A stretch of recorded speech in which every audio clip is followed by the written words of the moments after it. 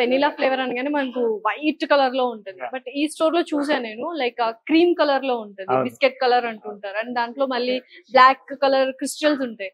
అసలు ఏంటి, what is that? Vanilla beans చూసారు ఎప్పుడైనా? నల్లగా బ్రౌనిష్ గా ఉంటాయి, కొన్ని డార్క్ బ్రౌనిష్ గా ఉంటాయి.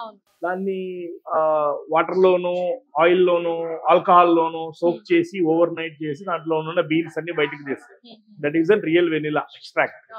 అది ఏ కలర్ లో ఉంది? మిల్క్ బేస్ లో, ఐస్ క్రీమ్ బేస్ లో మనం మిక్స్ చేస్తే ఏ కలర్ ఇవ్వాలి? కొద్దిగా ఆ బ్రౌనిష్ టింట్ ఇవ్వాలి, దాంట్లో ఉన్న బీన్స్ కనిపించాలి. That is what we are doing. దాంట్లో నేను 120 రూపాయలు పర్ లీటర్ పెట్టే chemical based vanilla extract flavour ని తీసుకొచ్చి 2 డ్రాప్స్ వేసేసినా మీకు వెనిలా టేస్ట్ వస్తుంది, ఫ్లేవర్ వస్తుంది. మార్కెట్ లో నాకు మీరు చెప్పింది ఇది మాది అంతే. ఆర్టిఫిషియల్ ఇది. సో అంటే ఇవన్నీ ఏంటంటే అంటే నా 12 ఏళ్ల శ్రమ.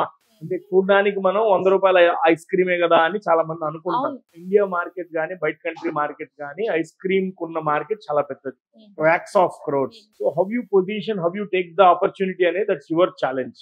సో ఇప్పుడు మేము ఈ సోకాల్డ్ ఇంగ్రీడియంట్స్ కానీ ఎక్స్ట్రాక్షన్ కానీ ఈ ప్రాసెస్ అన్ని కంటెంట్ లోకి కన్వర్ట్ చేస్తున్నాం టు గివ్ ద కాన్ఫిడెన్స్.